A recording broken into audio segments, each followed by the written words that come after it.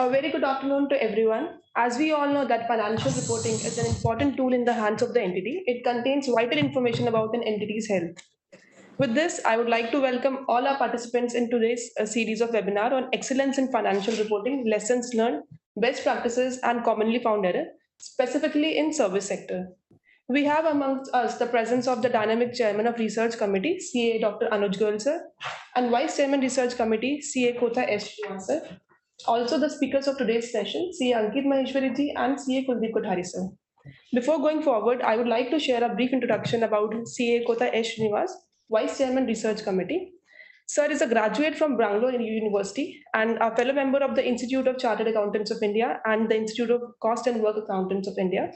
He has served the Institute for over 2 decades in various capacities. As a member of SIRC, he has brought in many initiatives, which includes conducting annual regional residential codes on international taxation.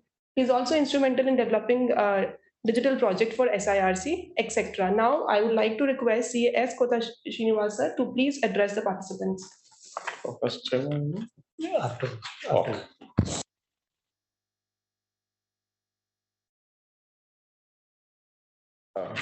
Series of study circle meetings we are doing. Today we are having a webinar on excellence in financial reporting, lessons learned, best practice and commonly found errors with respect to service sector. If you remember last meeting we did this particular program in the manufacturing sector. I think the same speakers were there, so I also welcome the speakers for the day, C. Ankit Maheshwari and C. Kuldeep Kothari sir. Then we also have with us the chairman of this committee, C. Anuj Kumar Goel sir. Then we have the secretary of this committee, then other staff members of this committee. As you're all aware, this research committee is taking its efforts to see that educate the members at large on various aspects, and this is one of its series of webinar that we are doing it. As you know, this research committee is one of the oldest committee in ICA. It was formed in set up in 1955. As you know, as professionals and chartered accountants, this is also part of our curriculum, or I should say, or part of this profession where research is to be continuously done. So, since 1955, Research Committee has been making significant efforts to promote high quality financial reporting through the annual awards competition. So, this year also we are having this annual awards competition, so members can participate in that. We also have international awards, and this year being 75th year of our formation or existence, we have come out with a small this thing, like a short research study which can be submitted by the members. I hope all of you are aware of that, and it has been hosted on the institute website. I call upon members to take this particular opportunity to come forward and give short study report on various topics of our interest. We have also kept like if you, it's a very good research paper. We also will give an award of rupees 1 lakh to those members. So we expect at least 50 to 60 reports we get, and these reports can be on various topics, not only in finance, taxation per se, technical topics. We also can get a research on each and every state governments. Like we thought you can give something beyond this finance, taxation, accounting, like how to improve the revenue streams of a particular state government. So those things also you can give, so that if we can take it to that particular government, we can say from the institute these are some study, or you can take something on what do you call this green revolution today. So many topics may be there, not only relevant to our professional things. So those things also, if you are interested, please come forward and give us that short study material, so that we can take it to the appropriate authorities as such and regulators. And coming to today's topic, financial statement is a core aspect of any organization, as it provides the insights of the organization to the internal as well as external stakeholders. So the first line when we do when once we do the audit, the first one is the consistency we think of, and also about we talk about the going concern concept. So to say that a particular concern is a going concern, so this financial statements play a very vital role. This is not only important for the internal people but also for the external stakeholders. So disclosures provided in connection with financial and non-financial information are also very essential to an investor's understanding and analyzing of the economics underlying the information in financial statements. The research committee, through this series of webinars, aim to draw the attention of investors, stakeholders, entities, and others to some of the best reporting practices used by the organizations, sound reporting practices, and the current webinar is centered on understanding a disclosure framework with respect to a service sector. So we have today's session would particularly focus on the areas related to the service sector. In fact, last time we had on the manufacturing sector. Today we are having on service sector, and all of you are aware when we see the GDP, almost 60% will be contributed by service sector. And we being professionals, we are also in the service sector. So it's a very, very important session. With these few words, once again, I welcome each and every one of you for this particular meeting. Maybe the next 2.5 hours with the expertise, knowledge of C. Ankit Maheshwari sir and C. Kuldeep Kothari. Let us understand this topic in detail. Thank you once again for giving me this opportunity. Thank you so much, sir, for your valuable words. I would like to inform that research committee is blessed to work under the able chairmanship of CA Dr. Anuj Goyal, sir. He is a practicing chartered accountant and the Central Council member of the Institute of Chartered Accountants of India. He has made significant contribution to the profession with his extraordinary tenure of 17 years in the Central Council, 3 years in Regional Council, and 6 years in branches, including the chairman of Central Indian Regional Council, chairman of various ICAI central committees, member of editorial board, and so on. He is a self-motivated, enthusiastic, and hardworking person who has proved to be a great source of motivation specifically for the youth. His contribution in the field of research and development has always been remarkable. I would like to request CA Dr. Anuj Goyal sir to please address the participants. Thank you, CA Neha Balsalji.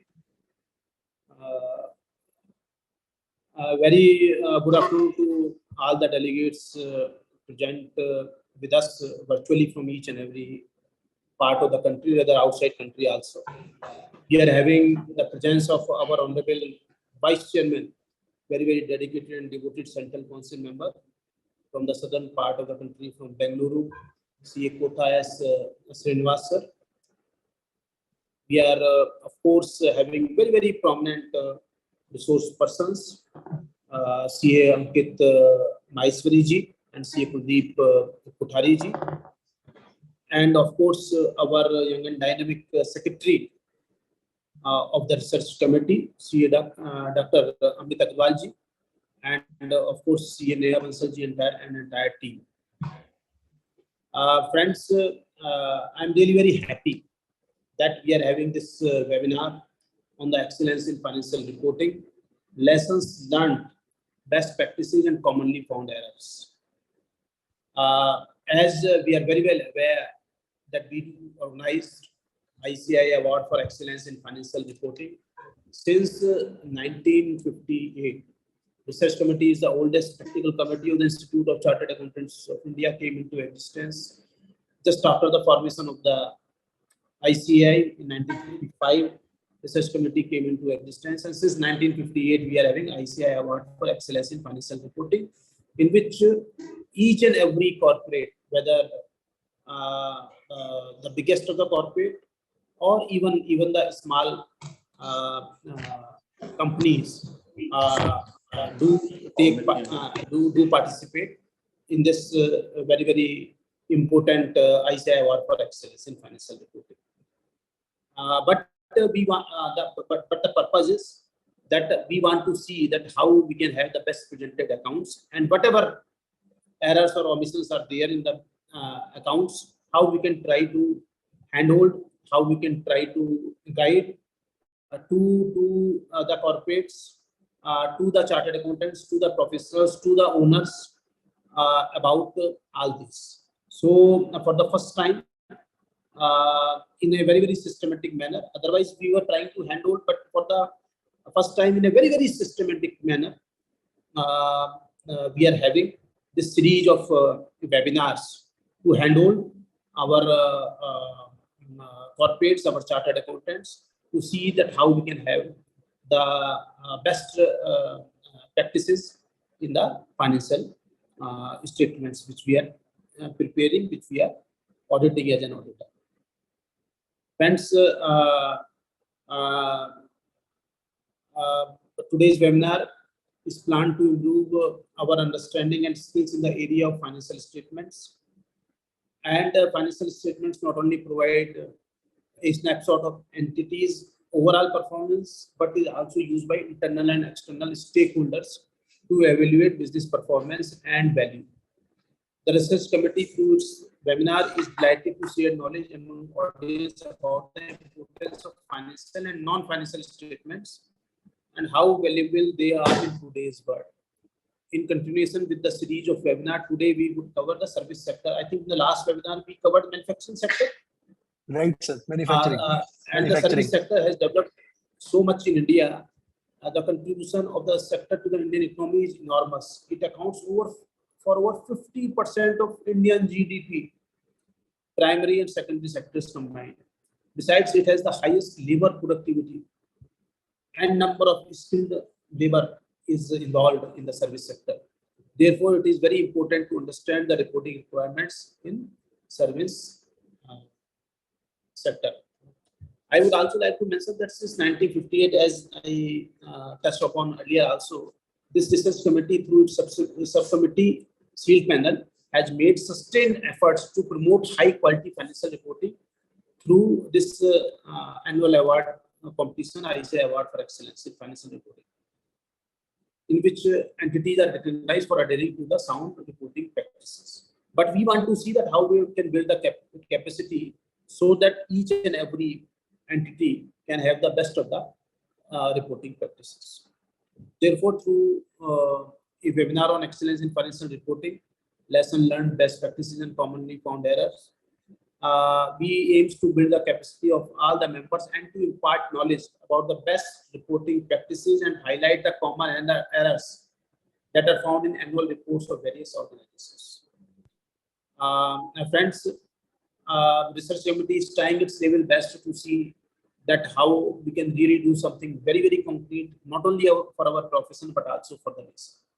So as I already discussed with you that we are having ICAI Award for Excellence in Financial Reporting. Last year was a resounding success, followed by the highest number of applications received, that is 262 from various entities in different sectors, which were being assessed by eminent jury panel. And the best thing is this, Kotha sir, that we do compare apple with apple, orange with orange. So we are having around 15 different categories through which we are evaluating the performance.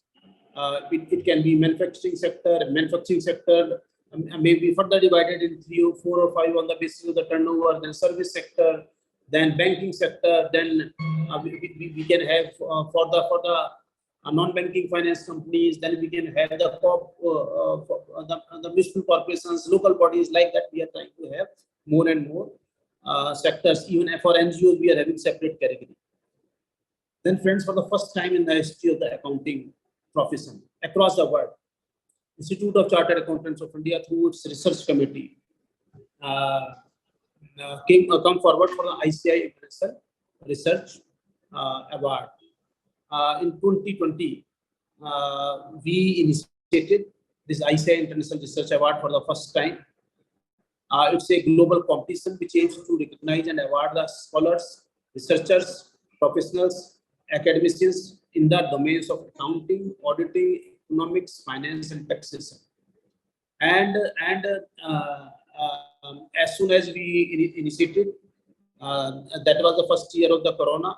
But in spite of this corona pandemic, I'm really very happy to share with all of you that we could organize the ICAI International Research Award, and that too in a very, very successful manner. It can be considered to be the world's largest cross-border competition. Previous year was a huge success with the highest number of nominations received, that is 148 in the ICAI International Research Award 2022. And you will be very happy to know that in the very first year, The president of International Federation of Accountants was the jury chairman. And in the second year, as well as in third year, continuously, the IFAC president of International Federation of Accountants was the chairman of the jury. That shows the importance of this ICAI International Research Award in the eyes of the IFAC, which is the mother organization for each and every accounting body of the world. The selection of the awardees was done through a vigorous and two-tier process involving a known international jury panel. Each and every jury member is on the highest position internationally in the body of accountants, and only president and vice president are the ex officio member of this jury panel.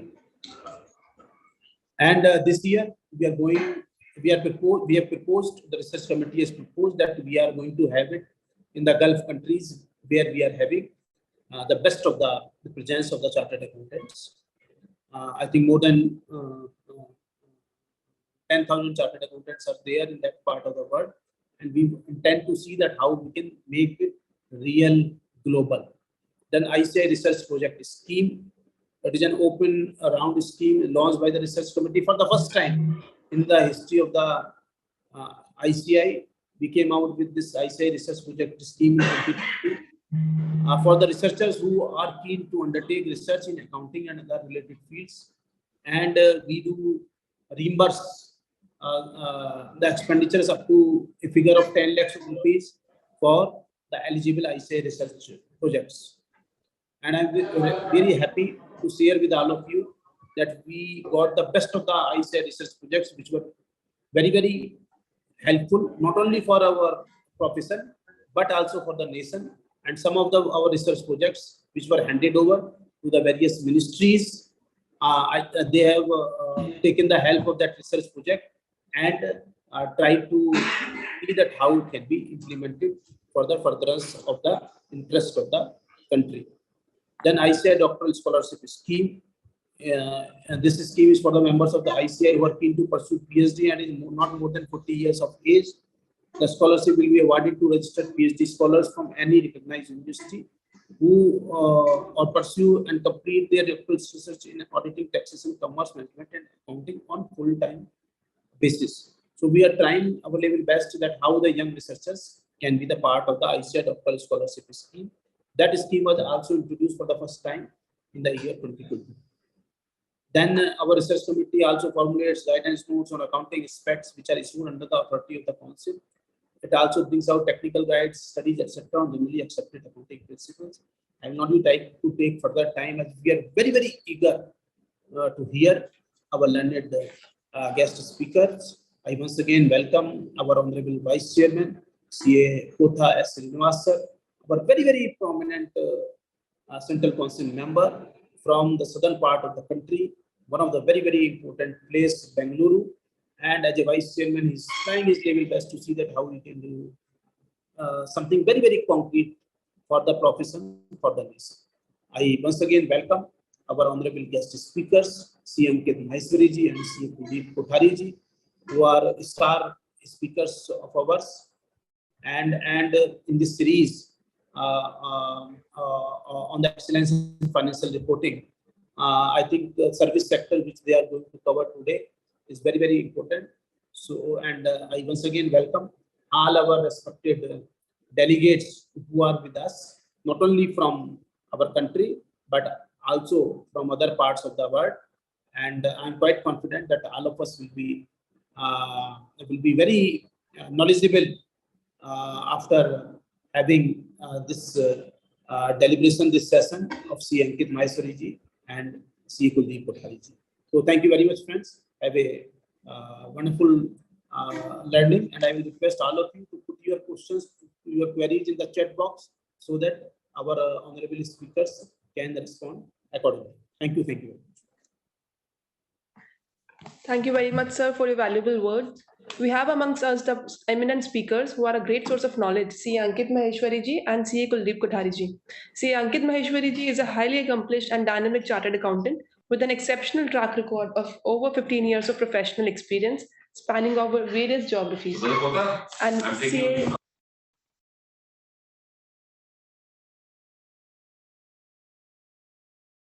CA Kuldeep Kothari ji is a fellow member of Institute of Chartered Accountants of India. He has expertise in the field of FR framework and ESG reporting advisory, direct and indirect tax litigation, investment, startup consulting, etc.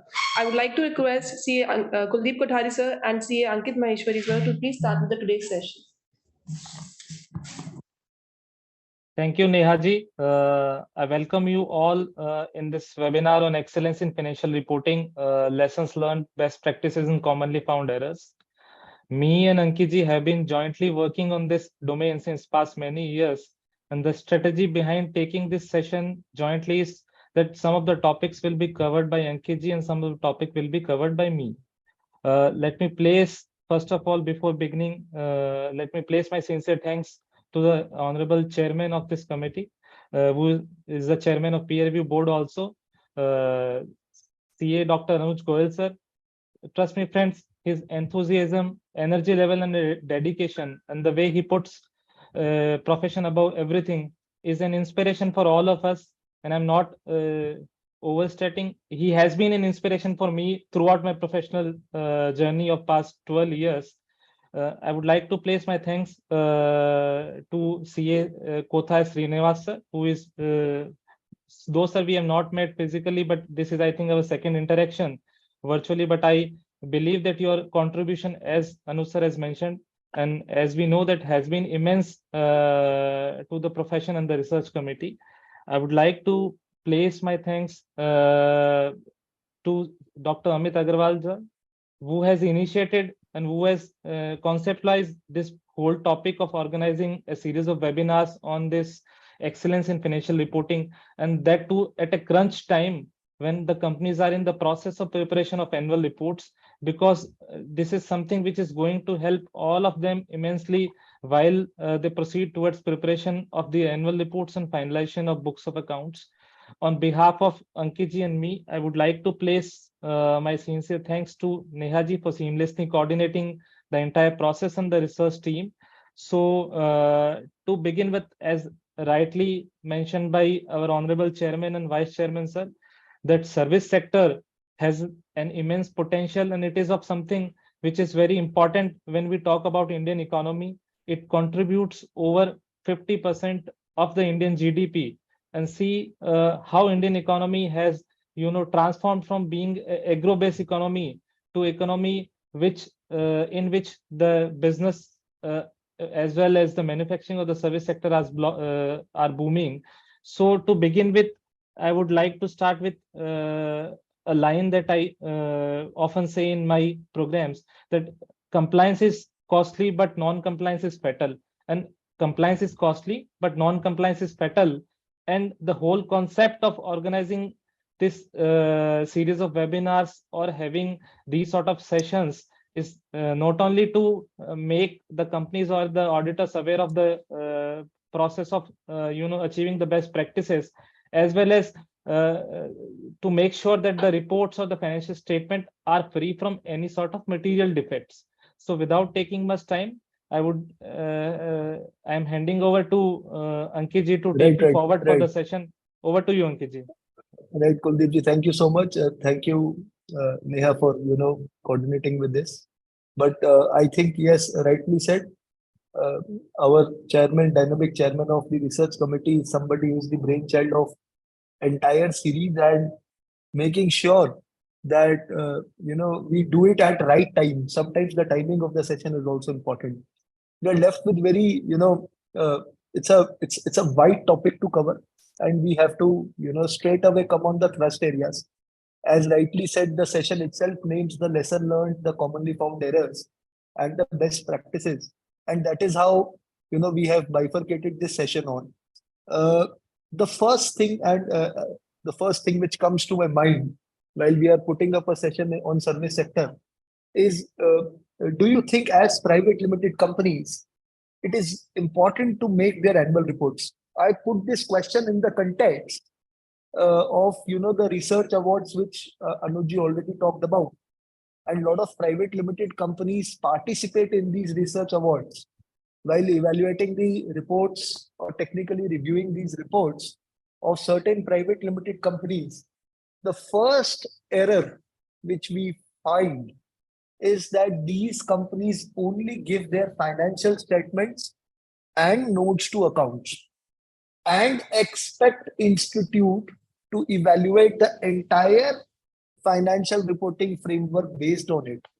My question to all the audience here, and specifically those who have joined from private companies, as well as the auditors of these private companies, do you think that private companies, private limited companies should go one step ahead and start preparing the annual report? And Neha, if you receive any answers, please let me know.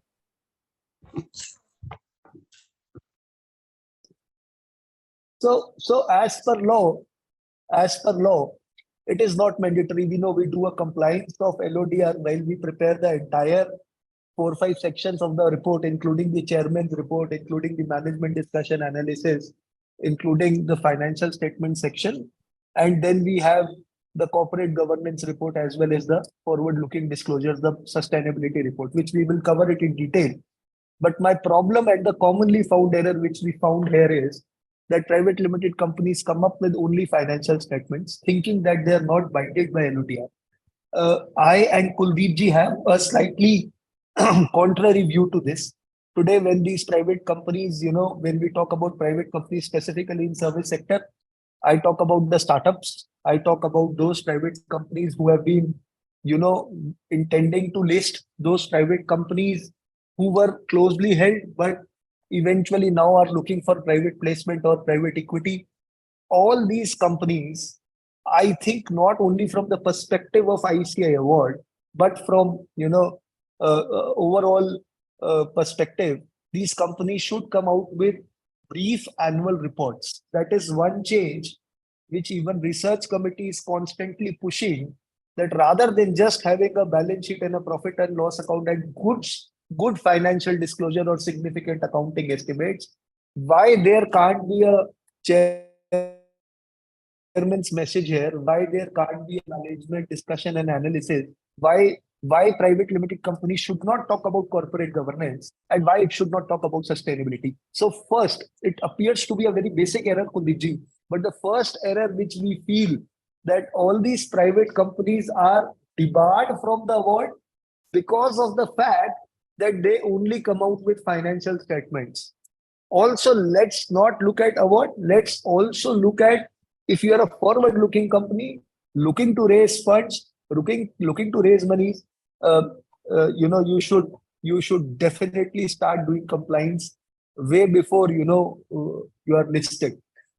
Another thing, there's a lot of confusion on this fact whether private limited are entitled to the award or not. Yes, they are entitled to the financial reporting award. Rather, this year also research committee, I deliberated with Anuj also, Amit also, and we are looking to add one more category of startups coming in financial reporting. Since it is a service sector, so I thought I should bring this to your attention. The second important thing before we understand any, we move ahead with the commonly found errors, because this time, Kuldeep ji, I think we'll be very specific to the service sector errors. And the next portion, next 15-20 minutes after you understand the quality control mechanism, will straight away talk about the commonly found errors. But why I am discussing this quality control mechanism? Because our commonly found errors is based on the quality control mechanism of this institute also. So this institute has 4 very important boards which monitors the quality.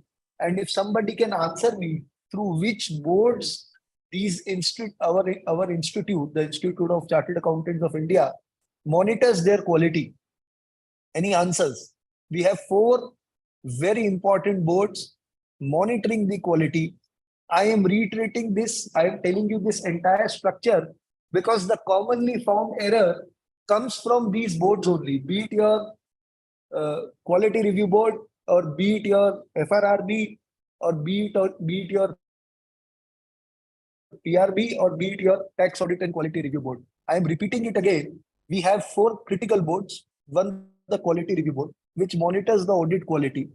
In January 2019, this board eventually went to NAFRA and NFRA, and eventually now all the quality of the companies are governed, quality of the financial statements of the company are driven by the QRB. QRB has also come up with empanelment of technical reviewers few days back. So all those participants who intend to be technical reviewers can, apply on QRB.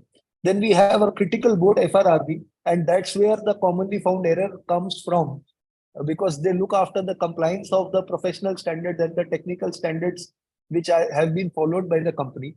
Our FRRB was formed in 226th Council meeting, and with an intent to see the compliance of the technical standards, specifically India's. It basically picks companies which are listed companies in which public at large are invested, in which the banking companies and including the banking companies and the insurance companies. And FRRB picks up handful of 8 to 10 companies, start reading their or evaluating their financial disclosures and issue advisory based on it. So as of now, FRRB has evaluated, if they have evaluated 100 reports, more than 65% of the reports were found to be deficient by FRRB. Out of that, also, a lot of cases have been moved to the disciplinary directorate against the management of these companies, against the auditors of these companies, if the financial disclosures are found, found to be materially misstated. We will discuss all these in commonly found errors. We have the third important board, and that is from the auditor's point of view, the peer review board. And as the name suggests, the audit quality and the quality of the financial statements audited by the auditor are monitored through this peer review board. Institute took a very welcoming step in mandating this peer review. So, from 1st April, the date is now extended to 1st July, but it was clearly mandated that if you're a 5-partner firm, you are mandatorily required to be peer reviewed, irrespective whether you are auditing for a listed entity or not. SEBI mandated this way back in 2010, where if you are auditing for a listed entity, then you are expected to get a peer review certificate. Kuldeepji, I would want to place on records, today is a Supreme Court hearing between Adani and Hindenburg's case. And the auditor of Adani was not peer reviewed. So that is something which I say, we talk about excellent practices, commonly found errors, but let's talk about the basics. The basics is that while these managements are appointing chartered accountants firm for auditing their financial reporting framework, make sure that these firms are peer reviewed. ICAI's mandate has just come for 5 partners, 4 partners, and 3 partners in subsequent years. But previously only SEBI has mandated way back in 2010. So excellence only comes when we hit on each front. The auditor's front also needs to be very robust. Auditor front also needs to be quality conscious, and the management front also needs to be quality conscious in case you want to attain these excellent financial reporting practices. I expect that we have both the audience, like in the previous session, from the auditor side also and from the management side also. Lastly, we have tax audit and quality review board. And as the name suggests, this board is activated when there is an inquiry which needs to be made by SEBI or which needs to be made by CBT, CBIEC, RBI. All these boards, when they go for a special audit quality, they approach our tax audit and quality review board. Now, what the errors which Kuldeepji and I want to deliberate basically pertains to the errors. First, in the phase 1, let us review the errors which Financial Reporting and Review Board has figured out for us. Also, we will handpick certain live demonstrations while evaluating the financial reporting framework of all these companies in our journey of last 10 years. Whatever commonly found errors we encountered, we would want to come up with those errors.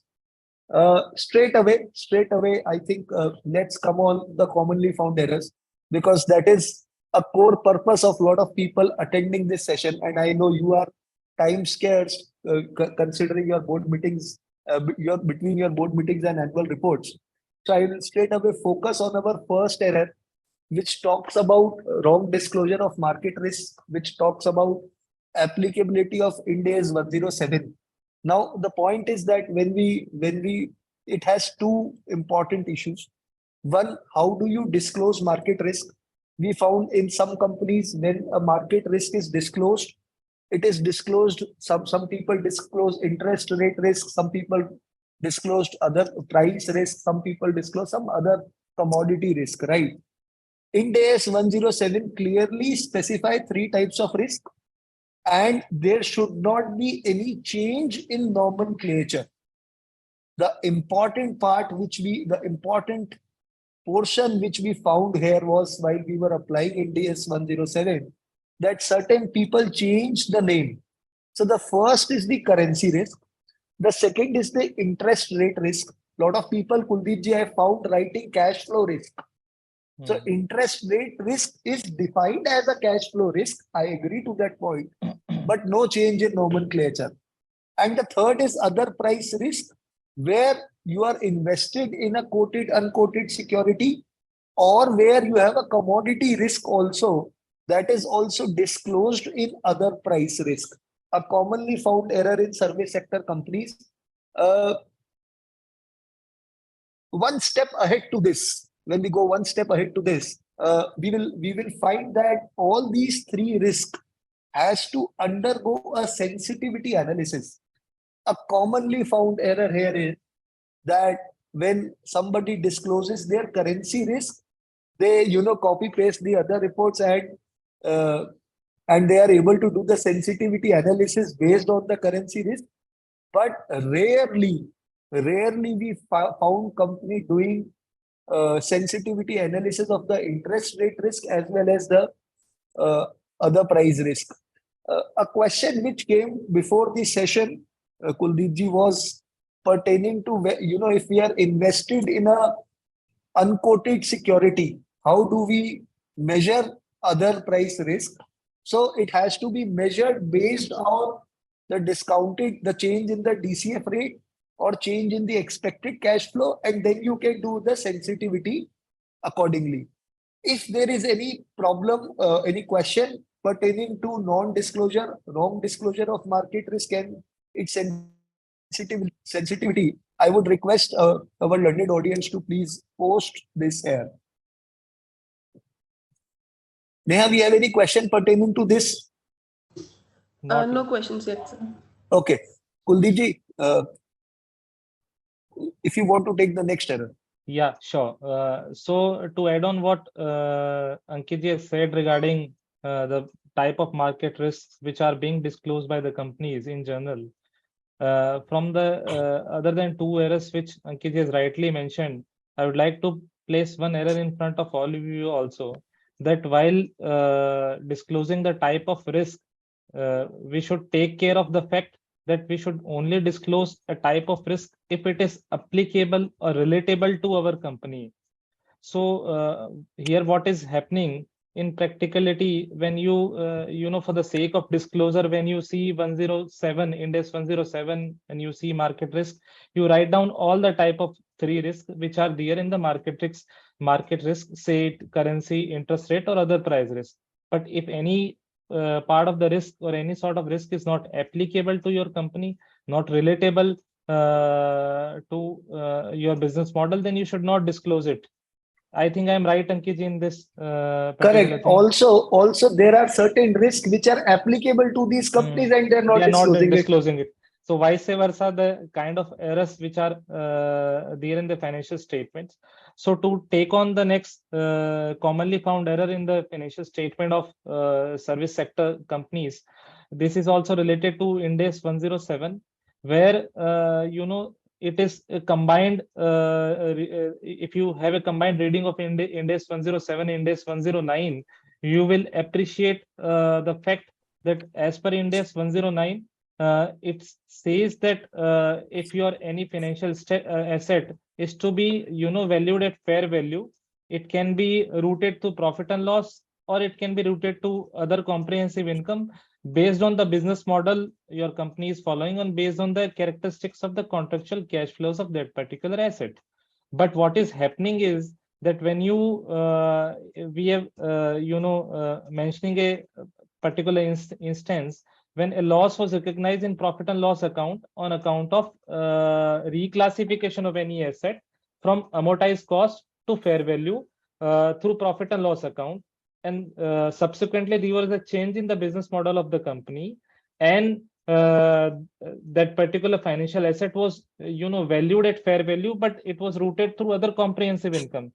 So here no such disclosure regarding the reclassification was given in the accounting policy or the notes to accounts, whereas the para 12b of the Ind AS 107 clearly specifies that if there is any sort of reclassification in the measurement basis of any financial asset, it is mandatory for the companies to disclose the date of reclassification and explanation regarding the change in the business model based on which the classification has been changed and the amount reclassified into each of the category. So this was a common error which we have found in many of the financial statement of the service sector companies. So to continue on the next error or commonly found problem that we have seen in the financial statement. See, Ankit, I think there is a gap between what the statute is saying. See, amendment of Schedule 3 notification was there since 2021. It came in March 2021. I think there is a certain gap between the understanding of the professional as well as the companies while they prepare and they follow the amended Schedule 3. And we have seen many common small errors which are there in the presentation of the financial statement. And the next one is like that only. It is about intangible assets. So the Schedule 3 specifies that if there is any intangible asset which is under development, it is to be shown on the face of the balance sheet. But what we have seen that many of the companies, Ankit, many of the companies are doing it. They are putting it into the PPE schedule. So this is not the right disclosure as per the Ind AS 116 as well as the amended Schedule 3. And the second commonly found problem regarding to the intangible asset, because we have taken this particular example because being a service sector industry, there will be a lot of IPs, patents, or the intangible assets, be it goodwill also. So it is more relatable to the current sector that on which we are deliberating. So the amended Schedule 3 requires you to specify the recognition criteria or the revaluation criteria of intangible asset. So say if you are recognizing goodwill, I am taking a common example. If you're recognizing a goodwill, there has to be the recognition criteria mentioned in the note to the intangible asset. Or if you are revaluing any of the intangible asset, be it appreciation in the value or diminution in the value. So the basis of that revaluation is required to be given as per the amended Schedule 3. So Ankit, please. I just want to add one thing. A lot of people, record this or recognize this in their books of accounts, revalue them. The commonly found problem here is that if it is not done through a registered valuer, right, then there is a separate disclosure which needs to come out. So correct me if there is some interpretational gaps. Also, we would expect audience to put hands-on question, because I am telling you it will be a very power-packed session, because ultimately when we look into all these Indias, we are only able to highlight very few things because of paucity of time. So my request here will be that please keep your question hands-on. The previous experience was that we had to really rush through a lot of things. I think we can move on the next disclosure. Yes, sure. You please take on, Ankit. Okay. So this comes in an advisory which NAFRA issued on 29th March, plus the advisory which our Financial Reporting and Review Board also has issued, is initial recognition of trade receivables and it is, it was found that trade receivables were measured at fair value despite it had no significant financing component. We have to dissect two very important things. One, how do we initially recognize the financial instrument and then subsequently recognize the financial instrument? Two, understanding the concept of significant financing component. What does that mean? Every time a trade receivables, when it appears in your books or when it is recognized in your books, doesn't mean that it has a significant financing component. We will come up with a demonstration, but importantly on 29th March, NAFRA issued an advisory on it that a lot of companies are found to be deficient in writing a policy and saying that they are recognizing it at fair value.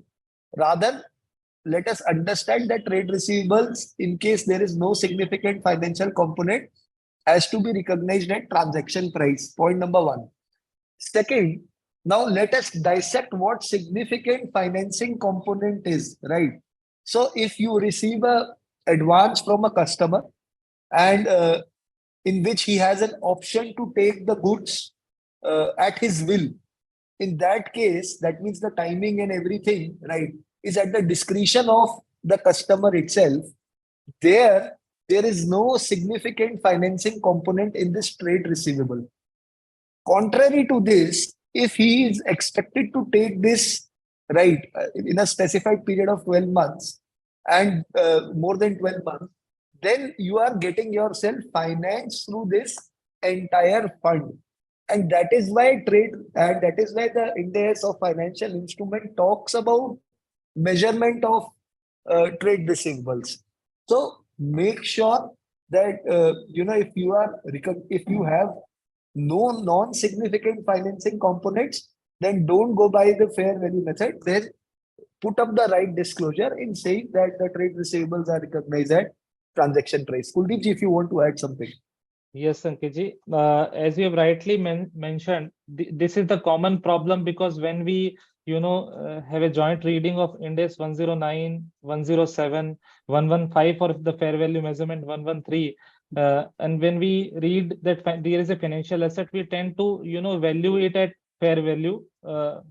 But specifically in the case of trade receivables, as you have rightly mentioned, NAFRA as well as the Ind AS itself says that the initial recognition of any trade receivable, if it is not containing any sort of significant financial component, or there is a practical expedient which is being applied as per para 63 of Ind AS 115.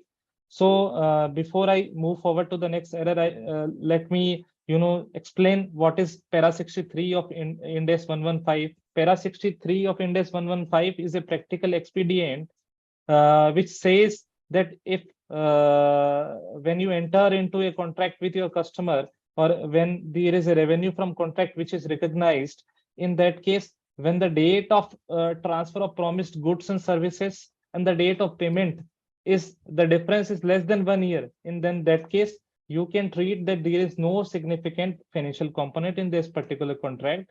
And in that case also, the initial recognition of trade receivables has to be there on the transaction price. Correct me if I'm wrong, Ankit. I think perfect. There are 2-3 Ind AS which are to be interpreted at one time to understand this particular issue. So friends, the next topic or the next commonly found error, I think, is the point of concern.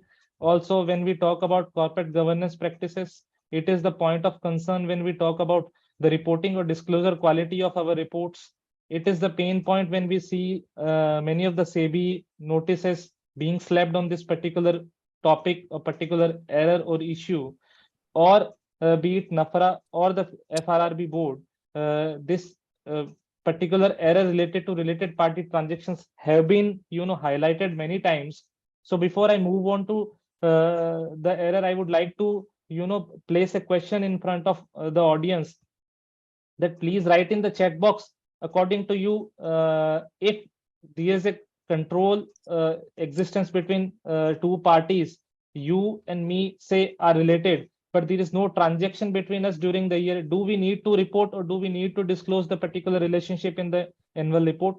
Nehaji, please let us know if there is any response from the audience side. So Sure, sir. Kuldeep ji, I think you can repeat the question again. I am repeating the question again. As per your understanding, please let us know if there is any control existence between two parties, or is any sort of relationship which is termed as related as per Ind AS 24 is there in existence, and there is no transaction between the parties. Say me and Ankit ji are related, but we have not transacted during the year. So in that case, do I need to disclose as a reporting entity in my books of accounts that Ankit ji is my related party? So this is the basic question. Irrespective of the transaction. Irrespective of the transaction, right, Ankit ji, Okay. right? Neha ji, any answers? I think the No, question no is very response clear. yet. No response yet, sir. So, so I Should move we on to wait? Can we wait for 10, 20 seconds? I still feel there should be some response coming out of this. If two parties are related, there is no transaction between them. Should we still disclose it as per Ind AS 24? Simple question, basic question. So we have two responses. Sarojini Jain, she has replied that yes, it is need to be disclosed, and Rajiv Kumar from Delhi need to be reported. Fantastic. So fantastic. Kuldeep ji, your job is slightly easier. Yes, yes. Now. Now Uh, you may please continue. You both are right on point that it is required to be reported as per Ind AS 24. It says that irrespective of the fact that there is a transaction between two parties, if there is any existence of relationship between two parties, the control relationship exists between the two parties, say be it a holding subsidiary relationship or a associate relationship, it has to disclose the nature of relationship in the annual report itself. So moving on to the next commonly found error, which we found in the financial statement of this service sector, is related to disclosure of related party itself. Ankit ji, if I am not wrong, NAFRA is also, penalized a company on this particular point, that they have not Correct. disclosed the terms and references of the References. relationship. Right. So the case was that a subsidiary company has issued debentures to the holding company or the ultimate holding companies.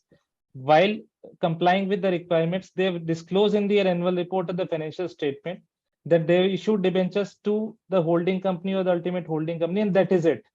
So since the both parties were related parties in terms of in context of Ind AS 24, so there was a non-compliance of Ind AS 24 as to the para 18 of Ind AS 24 clearly says that related party are required to disclose the nature of relationship as well as the terms and condition of the particular transaction, the outstanding balances at the year end or the reporting period, or the amount of transaction which has taken place between the parties. So I think comprehensively, while reporting related party transactions, we need to take care of this particular error, which is there in many of the financial statement. Would you like to add something to this? No, Ankit ji? we can move on the next one. I think very well explained. Let's talk about the statement or cash flow statement. Before we move on to the cash flow statement or the statement of cash flows, I would like to point out one common error which is there in the presentation of Ind AS 116 disclosure requirement is related to accounting for leases. So what Ind AS 116 requires us that we need to report the qualitative as well as the quantitative disclosure related to the type of leases that we have entered into, the kind of contractual cash outflows which will be there from that particular lease, if there is any term extension clause which is there in the particular lease, or any sort of other convents or other sort of transactions which are to be taken place in relation to the particular lease agreement that we have entered into.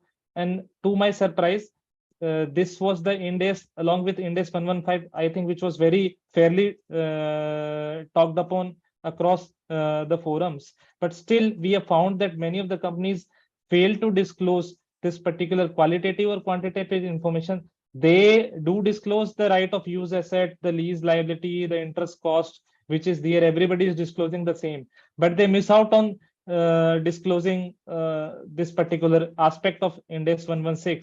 So I would like Ankit to take the next commonly found error, as he has rightly said, statement of cash flows or cash flow statement. It is a twist of tongue or tongue of twist. I don't know. So Ankit, over to you, please. So Deliberate. I was so excited to take this disclosure because I found even the largest of the companies in this industry are still nomenclating statement of cash flow as cash flow statement. In an advisory issued by FRRB, they have very clearly identified this as a gap. Certain other gaps also have been identified where the interest incomes, the dividend incomes have not been properly disclosed. We will cover that into the later part. But there is a gap in preparation and doing adequate disclosure in cash flow statement. When for the smaller companies, my point is that it is not only about the profit and loss account and balance sheet. We also certify one more statement which we certify is the cash flow statement, and it has to be free from any errors. One. Ankit ji, Second, before you proceed with, I would like to, tell that this was the common observation which was there from the ROC MCA also, that most of the companies don't prepare or upload the cash flow statement, private limited companies to be specific, while they are submitting their annual accounts on the portal. So this is something which is area of concern for both the companies as well as the auditors. right. The other thing is that, while we see any repayment of loans or sale of investments, right, companies are disclosing on net basis. Instead, companies are expected to disclose it on gross basis, right? Also, I'll take on the next slide because we have 2-3 points relating to cash flow, right? The other point talks about how we disclose the interest and dividend income. And a lot of companies are found to disclose this jointly: interest income, dividend income, or even in terms of expense. In terms of expense, it is clear that interest expense, being a part of financial cash flow from financing activities, is disclosed. The problem here is they are two separate incomes. They are not same for the company. When you disclose interest incomes, right, the interest incomes should come, or interest paid should come under the financing activities, whereas dividend which we are receiving should come under the investing activities. So make sure that disclosure is right. Also, to FRRB's observations, sometimes people take it so casually that they disclose it all in operating activities. So such kind of errors, right? I can name, if you allow me, Southern Ispat Limited was the company in which in some year they disclosed it entirely in cash flow from operating activities. So make sure that all these activities, we are able to be as diligent as we are to the profit and loss account and balance sheet. We are as diligent to the cash flow statement also, right? The next point pertains to the holding companies granting loans to its subsidiary, right? Kuldeep ji has rightly previously also covered this kind of a relationship where holding company have given some loans to subsidiary, right? The purpose has to be clearly disclosed. So let us read what section 186 subsection 4 says, what needs to be disclosed. The company shall disclose to the members in the financial statement the full particulars of the loan given, investment made, guarantee given, or security provided, and यहाँ तक तो काफी कंपनियों में compliance मिल जाती है, the purpose of which the loan or guarantee or security is proposed to be utilized by the recipient. I think it is well explanatory, self-explanatory point. Kuldeep ji, anything you wish to add? I would like to add one thing to this particular disclosure, as I've said in the related party common error or the issue, that this is the point of concern or the point of pain while it comes about the disclosure or financial reporting practices, because as you have rightly said, the companies are disclosing the terms of the loan given, investment guarantee, whatever it is, but when it comes about purpose, they are lacking in this particular disclosure. And the intent of the section or the act itself was that there should be a fair and transparent transaction between two companies, be it whether they are subsidiary, holding, or any sort of other relationship, because companies are having independent identities, and for the perspective of transparent corporate governance practices also, this is something which is a very important disclosure in my view, Ankit. Okay. So next we move on. Again, the disclosure of recognition and the measurement. And as you know, we were discussing in case of trade receivables that companies are still recognizing or measuring it at at fair value instead of the transaction cost. Similarly, for trade receivables, investments in equities, the borrowings, right? This was found to be deficient. Our point here is, Kuldeepji, I would want to add that if you recognize a particular instrument as your financial asset or your property, plant, and equipment, right? You have to be clear about its measurement, recognition, sub initial recognition, and subsequent recognition. For example, Kuldeepji, I want to take this point one step ahead, and I want to put this question right to the learned audience here. Do you think there is an impairment which is required in case of bank or the fixed deposits which company is maintaining? I hope my question is clear. Do you think an impairment is required in case, or the policy of impairment is required to be disclosed if you are keeping your money in bank account or you have fixed deposits? Nehaji, any answers? It's a very critical question, observation made by not only FRRB but FRQRB also. Sir, no answers yet. My question is, do you need to impair your bank deposits or specify the policy to impair bank deposits? Whether there is as such any principles applicable on impairment of bank deposits? Sir, no answers yet. I think we should wait for 10 seconds or so. Okay. Sometimes the session is also, there's a lag in the session. That's what I realized. Sir, there's a lag for around 5 to 10 seconds. Okay, let's wait.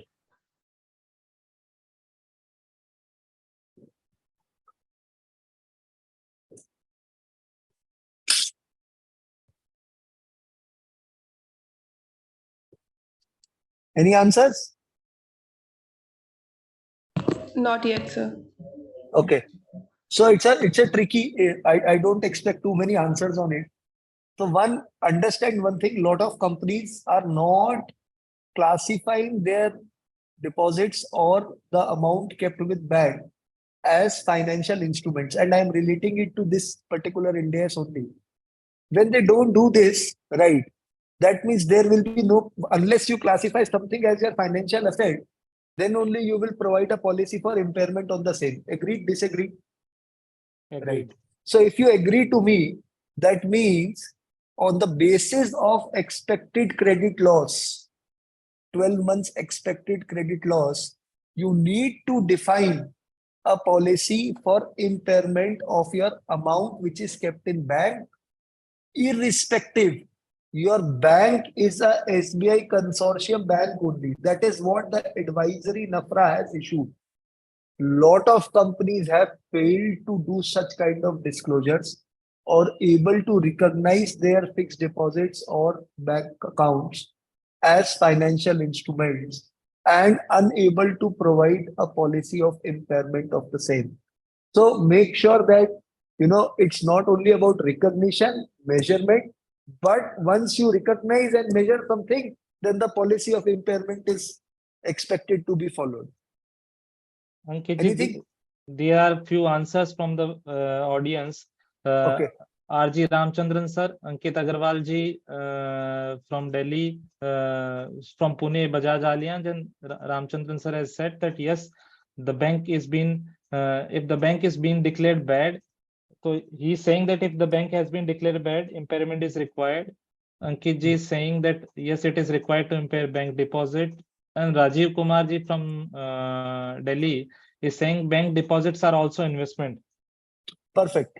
So I think Perfect. we got three answers. Only one thing on the first answer, irrespective, sir, even the bank has not become bad, we still have to provide policy of impairment, and we still have to have the impairment testing based on the expected credit loss. That is all. The policy should come out, the impairment testing should be done, and it should be given to the stakeholders of the company that company has this practice. So even irrespective, it is in any nationalized bank also. So all three answers, perfect answers. And but the problem is that majority of the company fails to do this. Let's go on the next point, Kuldeep ji. So these were some common errors with respect to FRRB. When we conclude the session, we will come out with common errors of FRQRB. But as I told you in the beginning of the session itself, that financial reporting framework is just not about the financial disclosures or the profit and loss account or the balance sheet or the compliance of Ind AS or maybe the Schedule 3 or IRDA in case you are an insurance company or RBI. It is much more than that. When institute evaluates it, or when anybody, in the beginning of the session only, we were talking about SAFA, we were talking about IFAC. Your financial reporting framework consists of four important, rather I would say 5 important sections. One is your chairman's speech and director's report. Another one is your management discussion and analysis. The third is the corporate governance section, financial disclosure. We have, discussed some points and some are yet to come, but just that you don't get bored with Ind AS disclosure. So we are talking on the other front, the non-financial aspects for a time being, and then we come on the including on the financial disclosures again. So commonly found errors on the non-financial section is now what we are covering, which is a part of financial reporting framework.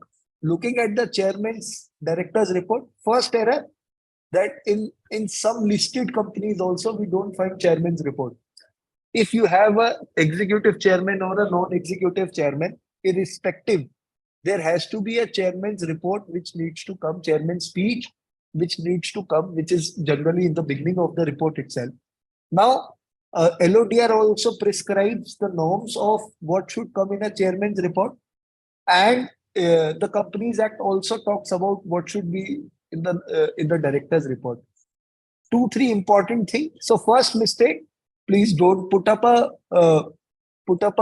annual report without a chairman's message.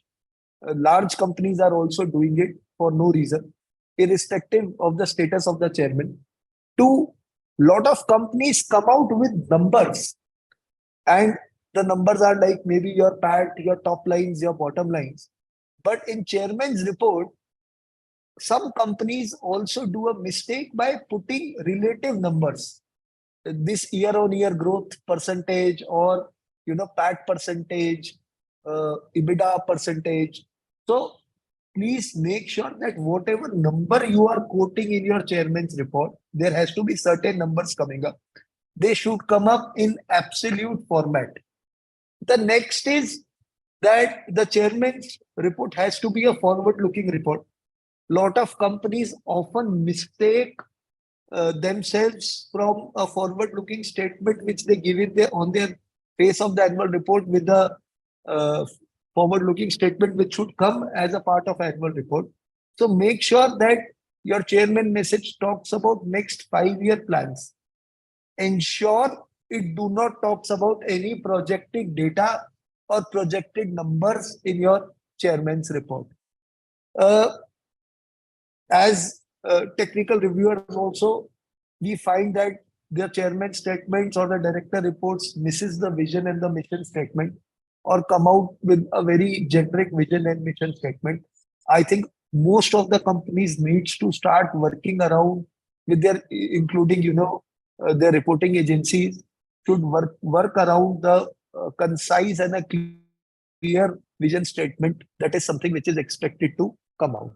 The next, any questions pertaining to chairman's speech? Yeah, let me know in case we have any questions pertaining to chairman's speech or director's report. Sure, sir. Not yet. Let's wait for 3-5 seconds, I guess.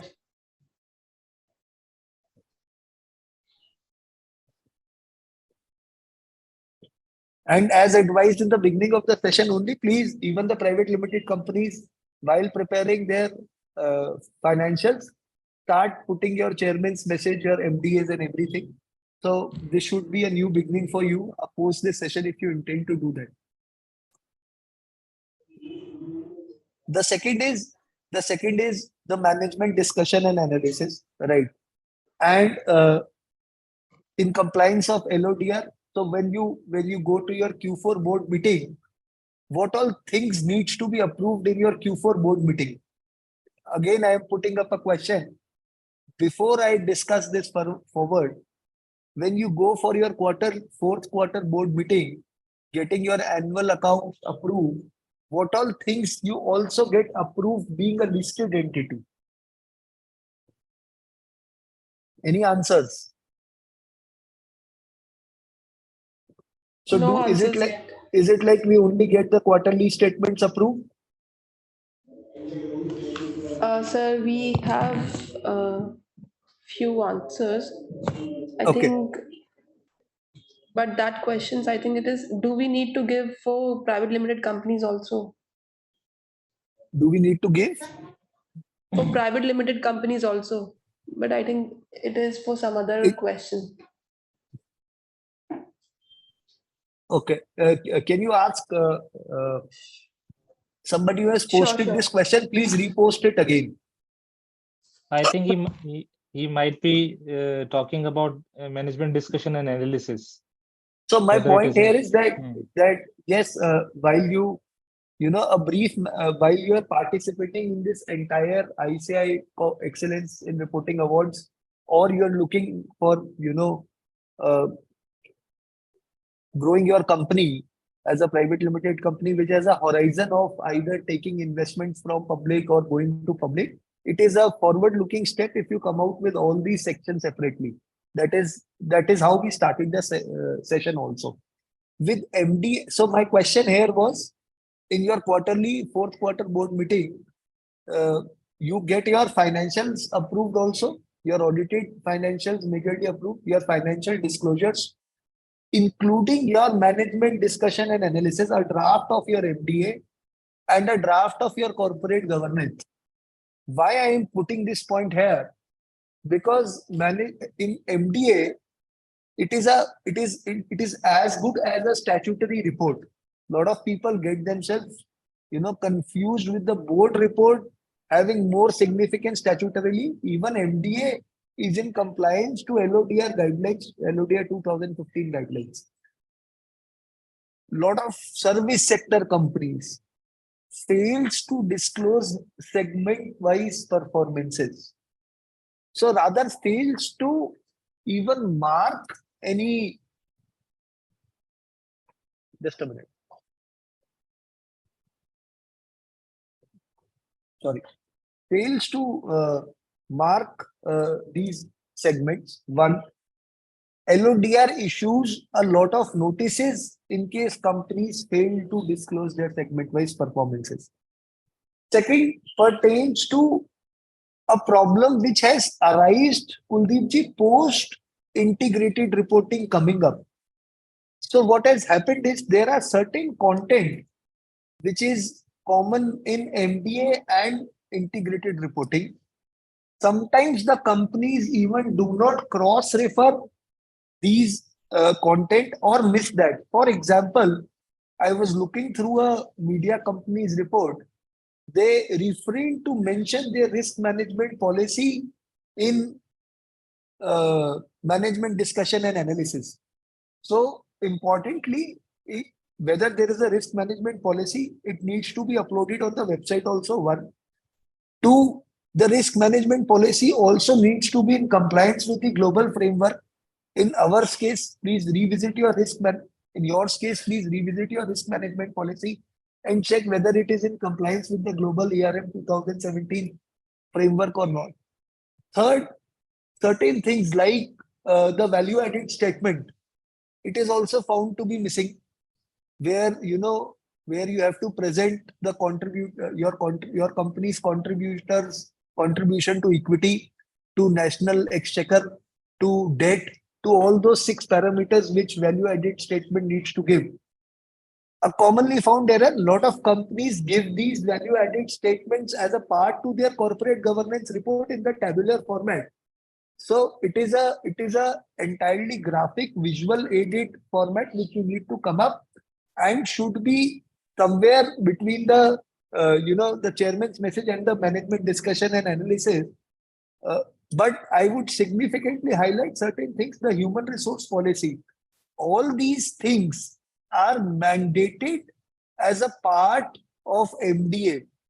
Integrated reporting framework coming does not exempt you. We will have a 10-minute discussion on integrated reporting framework also. But my problem here is a lot of people, while they do their materiality assessment, they have stopped giving their risk assessment. Both activities are entirely different. Your materiality assessment is done on the capitals, which integrated reporting talks about. Your risk management policy has to be in compliance with the ERM 2017 framework. So this is on the MDA part. In corporate governance, naturally, I think one thing which we found, the experience of the directors, the sometimes the committees which you have formed specifically when you're a service sector company, make sure that it is in compliance with the LODR guidelines, all these committees. Importantly, if you have convened certain meetings in that committee and there is a major absenteeism. So for example, if there's a meeting of nomination and remuneration committee and it was expected to it was expected to be 4 times in a year, and you found your director has not attended 3 meetings or 4 meetings, then whether there should be a disclosure specifically coming out telling why this director was constantly absent from this meeting. Also, in corporate governance, I hope you know a concept of lead independent director, and how do you disclose the contribution or the evaluation process of lead independent directors with all directors. So all these things are forward-looking disclosures and should be a part of corporate governance report.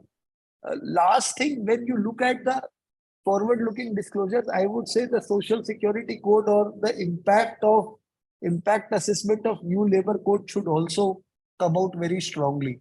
Kuldeep ji, over to you. Anything you want to add on this? So I would like to add few things on the financial disclosure part.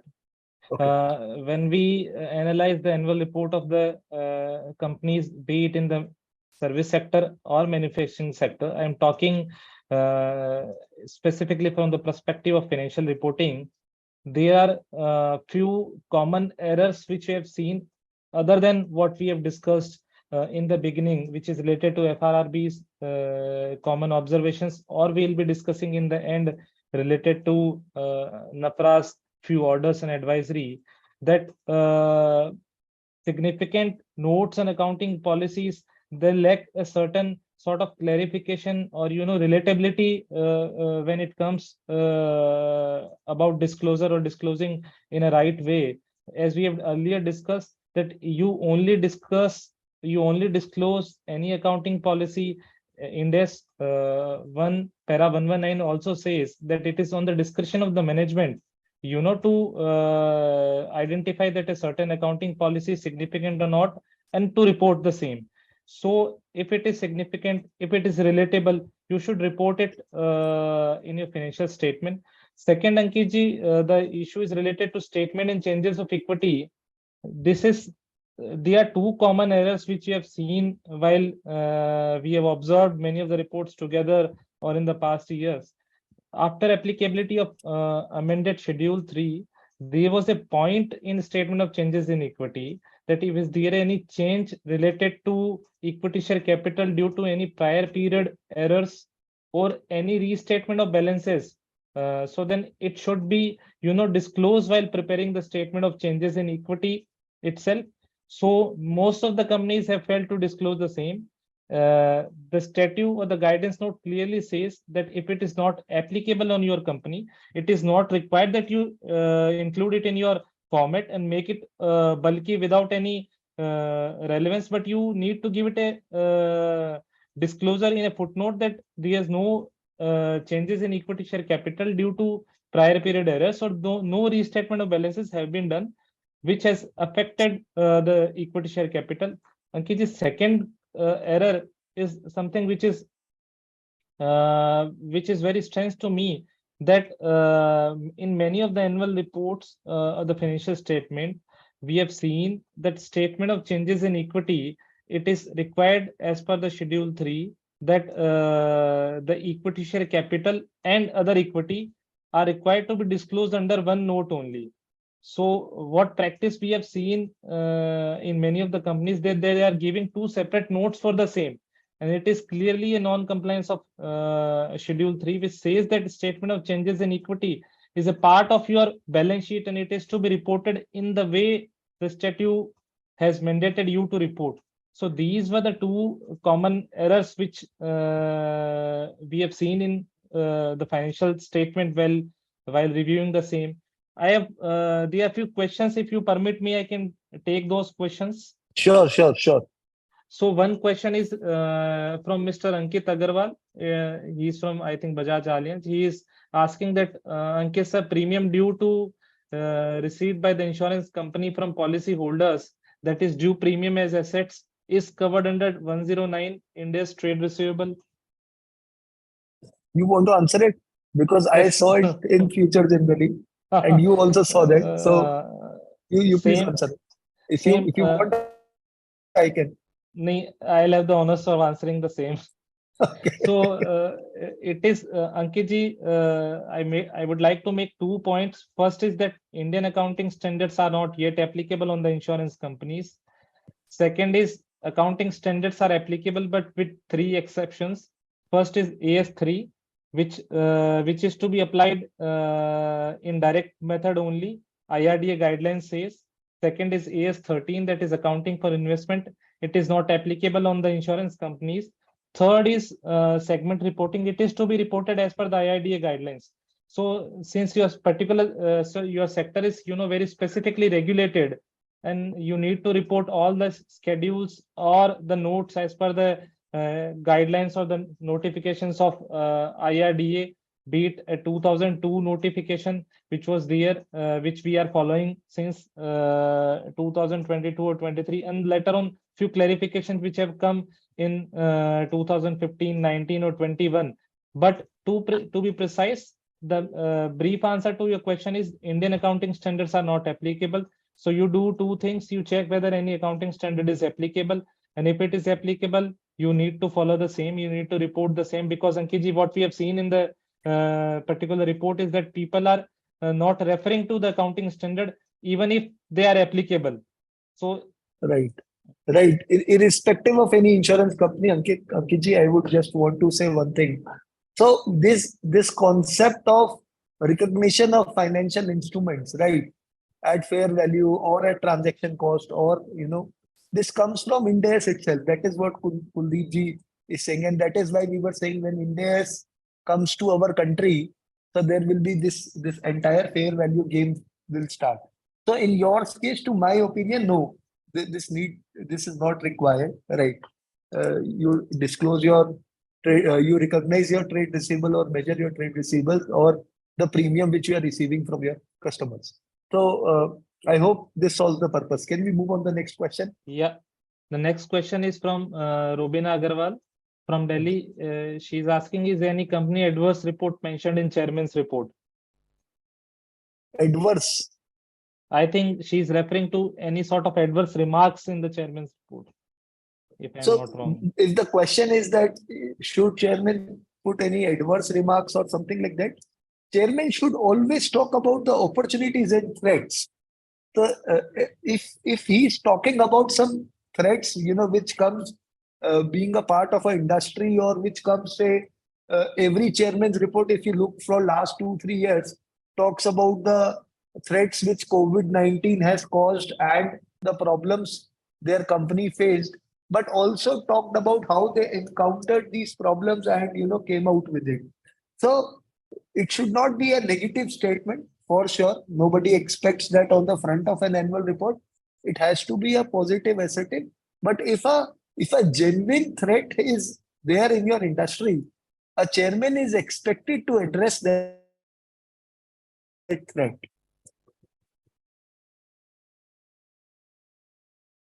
I think we can move ahead with the presentation, Ankit. Okay. Okay. So now let's look at one of the annual reports which we feel that have been a benchmark for service sector industries, and we would want to come out with comparative annual reports of Infosys, say 10 years back and today. But before we do this comparative analysis, since we were talking about the entire financial reporting framework, we were talking about preparation of annual reports. My question to the audience here, to the participants here is, can you tell me top 5 changes, being in the financial domain and interested in this sector? Can you tell me top 5 changes which you see in the annual reports which were prepared 10 years back and which are prepared today? Nehaji, I'm looking for some answers on it. Simple question, no technical, no Ind-AS, nothing. Simple question. What changes do you see? Be it if you are a reader of an annual report, be it if you are you are into corporate reporting of your team, or be it if you're on the auditor side. What top 5 changes do you see? Because let's evaluate whether we have embraced these changes in our corporate reporting practices or not. I think we should wait for a few seconds if Sure. anybody replies.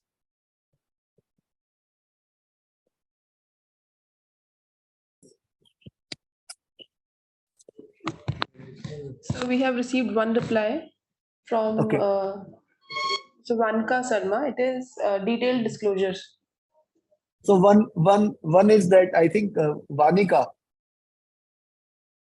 So Vanika, I think perfectly said, the enhanced disclosure is something which everybody is struggling from. And that is, I would also rate it as a top answer. Itna log disclose karte hi nahi the. People used to just disclose about, their significant accounting policies and estimates and notes to account. Now with Ind-AS coming or the revised Schedule 3 coming, I think the level of disclosure is really something which has changed, and I agree to you totally. What else? Jitan Shah has replied ESG disclosures. Perfect. So second answer, with this year, we have the BRSR sustainability reporting mandate coming up, and the consciousness of the entire nation, entire world towards sustainability goals, and how do you incorporate in corporate reporting practices is something which should be looked up to. One commonly found errors, because we are discussing sustainability, Kuldeep, is quantifying the sustainability report. For example, lot of chairman's report we read that there is a considerable effort to reduce the carbon footprints. How? So certain companies say we are using electric forklifts. Then the next answer is how many? So if you are able to quantify that, we replaced at least 300 commercial vehicles with electric commercial vehicles or forklift with electric forklift, resulting in this quantum of carbon credits, then I think that is what is expected. A lot of people talk about sustainability, talk in generic way, commonly found error, talk specific, come up with numbers.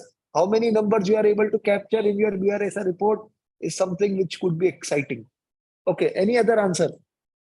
Any other answer? Top 5 changes in an annual report. Shama from Nasik has written integrated reporting, sustainability reporting, inclusion of non-financial disclosure. Perfect. I think we have the top 3, 4, 5 answers. I'll answer it one step ahead, and then we look at Infosys annual reports 10 years back and today to see these changes. I also would want to discuss Infosys integrated reporting practices because there is a lot of confusion there. So looking at the time, first thing, I think the visual aids, the digitization, the interactiveness of the report. And this is constantly changing. See, today you look at annual report of, quarterly reports of Asian Paints or annual reports of Asian Paints, you will realize that every day, because I benchmark why I'm saying Asian Paints, because I think their visual aids are really excellent. Also, now we see audio transcripts of entire AGM being uploaded. So when we look at the visual aids, I am saying not only visual aids, we have moved one step ahead on the audio aids, visual audio, both aids. How interactive you are able to make your content would be the key for the purpose of evaluation of your annual report, not losing the gravity of any particular disclosure. For example, we see certain companies choosing themes. It is good to choose a theme, but theme has to be, in context of certain things. I saw an annual report having a theme of Bollywood. I saw an annual report having a theme of IPL. So certain things also happen. If you are listed, my advice, don't be too disruptive into it. It can pose some, some threats of being non-compliant to certain things because of following that thematic presentation.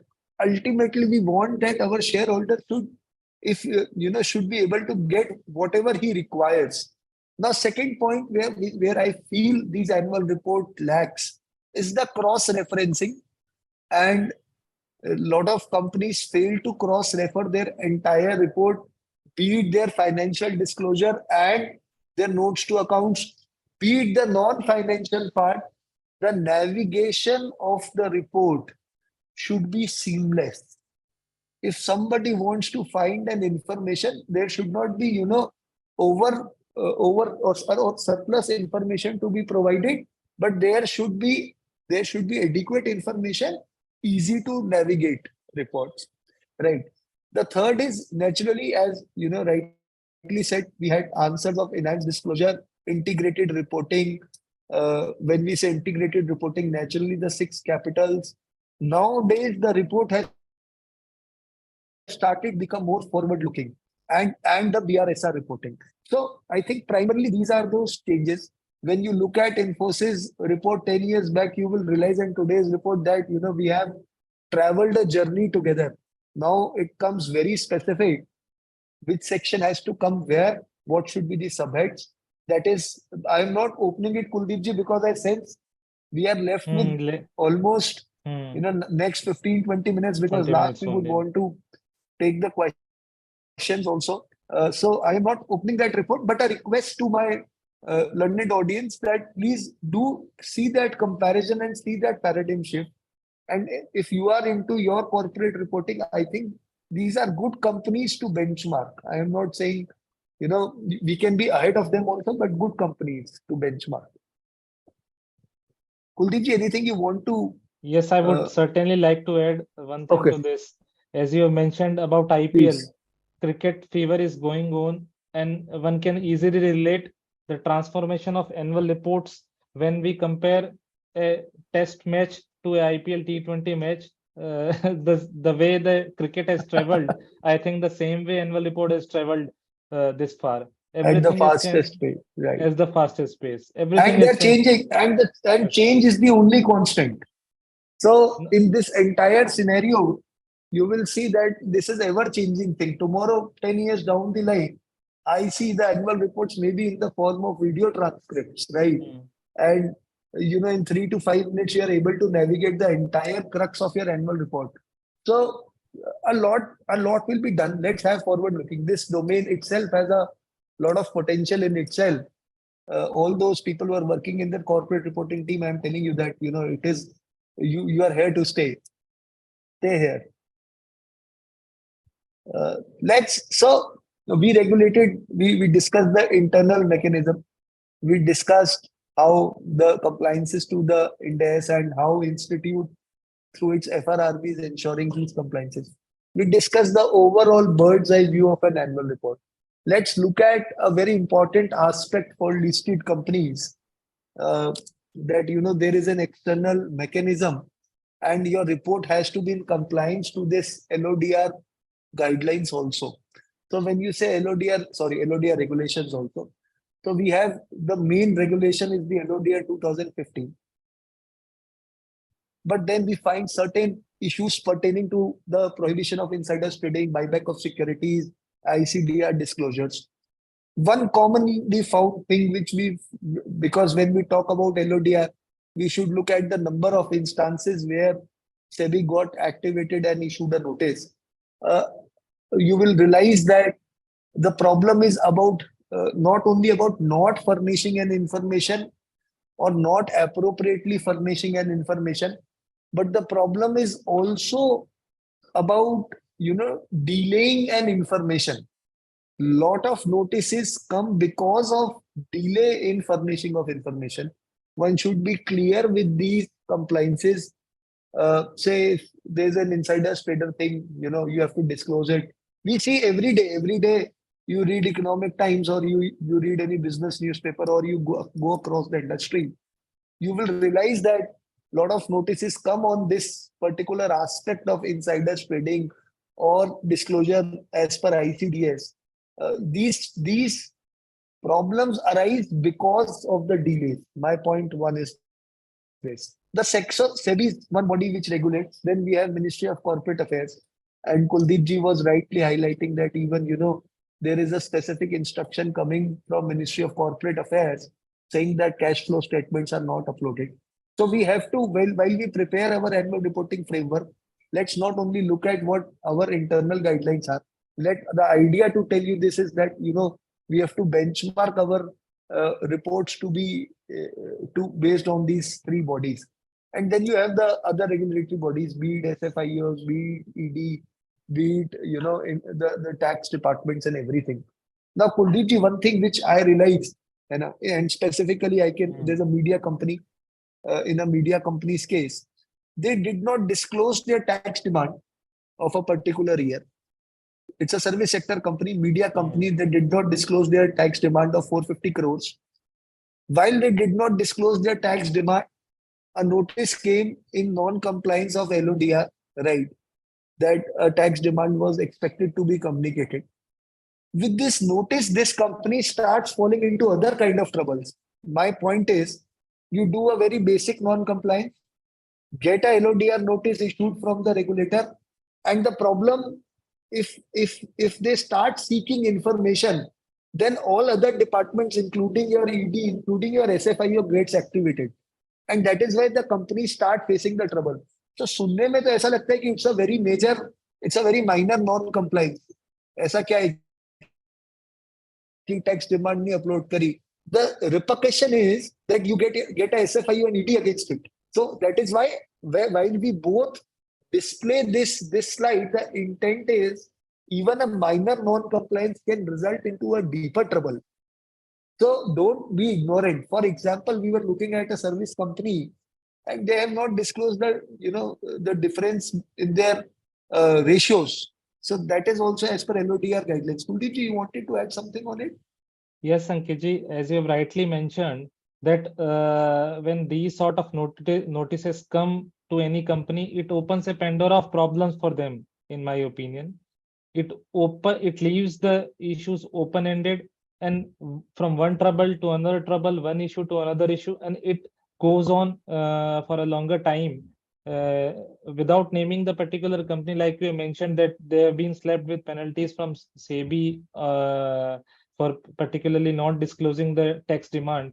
I would like to mention that still the case is into before the Honorable Supreme Court related to some different issues which came after this particular fine which was slapped on the company. So you need to be very cautious when you report or when you present your financial statement.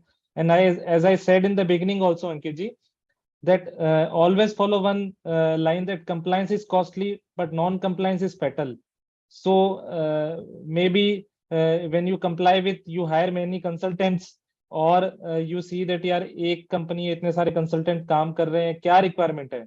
But when you see these sort of repercussions or these sort of penalties and fines, I think you should always remember one thing: compliance is always costly, but it saves you from these sort of material defects and I think bitter consequences in future. Kuldeep If ji, I I am want to right. add one thing. I want to Yeah. add one thing. People are very conscious up till their board meeting. I have seen, I've worked with a lot of corporate reporting teams and found that unless their board meeting is done, they're very conscious, managing their stat auditors, managing everything. Once the board meeting is done, I see a lot of complacency. And when I say I see a lot of complacency, I mean it. I think entire finance team is focused on getting these audited results done or getting their financial results audited. But the focus has to be on communicating with the stakeholders more than getting it audited. So the job does not stop there. You have to take one step ahead and talk about the practices, which are the best practices, and how are we communicating it. You all auditors fees you are spending, all your companies giving to the finance departments, all CTCs, all salary costs. Out of this, what goes in the hands of the stakeholder is your corporate report, is your annual report. So please don't be negligent to it. That is also one of the motives of having these webinar in series, that every time we can come up and say this point loud, that it is just not about financial statements. I'll straight away go to LOTR guidelines because we are having a very limited time. My one point, Kuldeep ji, here is the NSE circular which was issued on quarterly financial results. My question to audience is, question number one, is it mandatory to file quarterly statements? Question number one, is it mandatory to file quarterly statements? If it is mandatory to file quarterly statements, question number two, is it mandatory to upload quarterly investor presentations? Question number three, if it is required to be updated, should we update it jointly with quarterly financial statements or separately? I hope my question is clear. Question number one, answer me first, whether it is mandatory for a listed company to upload quarterly statements. Kuldeep ji, waiting for the answer. Yes, Ankit ji, I think we should wait for 10-15 seconds. So I am repeating the question on behalf of Ankit ji, that there are 2-3 questions related to quarterly results of listed companies. Question number one is that whether all the companies who are listed on recognized stock exchanges are required to upload their quarterly financial statement. Question number one. If yes, then in what manner and at what places they are required to upload the same. Question number three is that whether investor presentations are compulsorily required to be uploaded along with the results. And I'm adding the question number four, which was your question number three, that if quarterly financial statements are uploaded, investor presentations are uploaded, in what manner they are required to be uploaded, whether required to be uploaded separately or together. So our questions are related to this particular point. Any answer? Yes, SS Vanka Sharma from Secunderabad has answered that yes, she has answered for first point that they are required to be uploaded. She has Fantastic. answered for second point, yes, investor presentations are required to be uploaded. Fantastic. Third, I think she has given the wrong answer that jointly they are required to be uploaded. That's the point. So that's the point. But I One- think it's a great answer. One Thing, more sorry. answer. Okay. One more answer from Murarikant Agrawal ji from Seeker, that yes, he has answered for question number 1. Yes. So in his opinion, I think he's not clear about the investor presentation. Okay. And Okay, great. So I think fantastic. It has been a good interaction. I am loving this interaction. But I have a circular. I hope this circular is visible on your screen. This circular talks about, let's go through this circular. Kuldeep ji, is it visible? yes, visible, sir. Manner of filing financial results as required under Regulation 33 of SEBI LODR Regulations 2015. This has reference to outcome of board meeting held to consider and approve financial results filed by companies under Regulation 33 of SEBI LODR 2015. This is to bring to your notice that Exchange has observed that few companies include shareholder letters, investor presentations in the outcome of the board meeting. They have said it very clearly. Read the 4th paragraph. If the company wishes to disclose any other information such as shareholder letters, investor presentation, it must be done as a separate announcement. So point 1, yes, quarterly results are important. Please read this circular because I am not able to read it in totality, but it is on your screens. Please try to read this particularly, because even the largest listed companies are uploading their investor presentations and quarterly results together. There is an advisory coming from NSE's website that the guideline clearly asks, if you are uploading something in compliance to Regulation 33, then you have to come out only with the quarterly results and the audited results, which is written in paragraph 3rd. And yes, I agree to the point that investor presentations are mandatory. Now, when you read LODR, you will realize that everywhere investor presentation is not, they don't mandate it straightforwardly, but they signify some events out of which you have to make an investor presentation, and that is the maximum company makes it. Also, it is upon the willingness of the company how better you want to make it, how much you want to communicate to your stakeholder. I was giving you the illustration of Asian Paints, and we realized that Asian Paints does a quarterly investor presentation with an investor conference. So companies who are forward looking do all these things to interact with their stakeholders. So if the intent is to interact, I think there has to be a good investor presentation with lot of visual aids, but excluding the financials. Please don't club them. Please don't club them. Anything else, Kuldeep ji, you want to add here? Ankit ji, the point here is that the basic purpose behind issuing such circular is that there is no overcrowding of information while we upload the quarterly results. When you are listed on the stock exchanges, the Regulation 33 requires you to upload your quarterly financial statement on the portal, on the exchange itself. But what we have seen is that for the purpose of information of investors, many companies were doing that. They were clubbing, as you have said, the financial statement along with the investor presentation. And somewhere in that process, the basic part, the results were, not coming out properly. So this circular says that you upload investor presentation. There is no barring on that, but you do it in a manner that it is being uploaded separately from the financial results. So there are a few answers of the question that we have asked earlier also.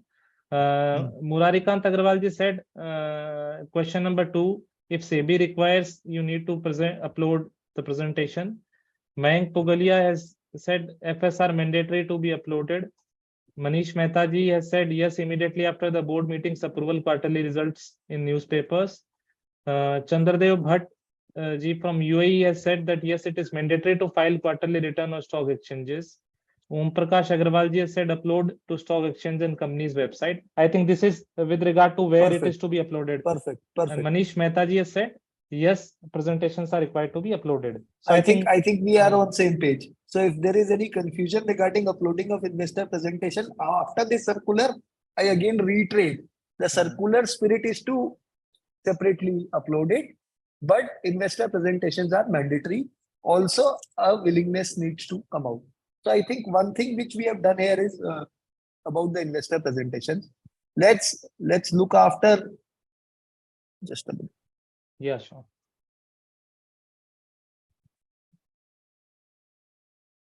Is it visible? Yes, sir. Okay. So Kuldeep If you ji, I can- think If you can expand it a bit, then it will be good for the visibility of the okay, I'll try. Better? better, sir, better. Right. So see, we have come on the concluding part of it. Only thing which I would want to quickly discuss after this is the integrated reporting, if time permits. Else, maybe in the next session we can take up the integrated reporting. You want us to discuss integrated reporting, or you would want to join in the next session and discuss it? Then we look at the financial disclosures again. Any answers?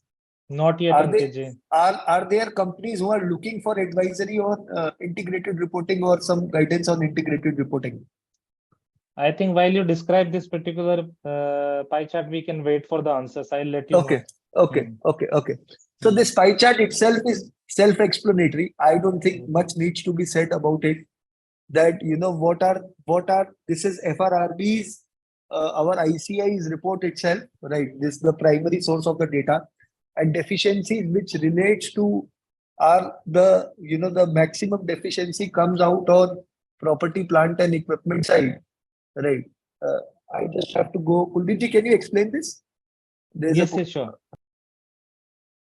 So this particular pie chart is the representation of the observations of FRRB board, which is categorized and which has come out with the synopsis of the commonly found errors or problems in the financial statement.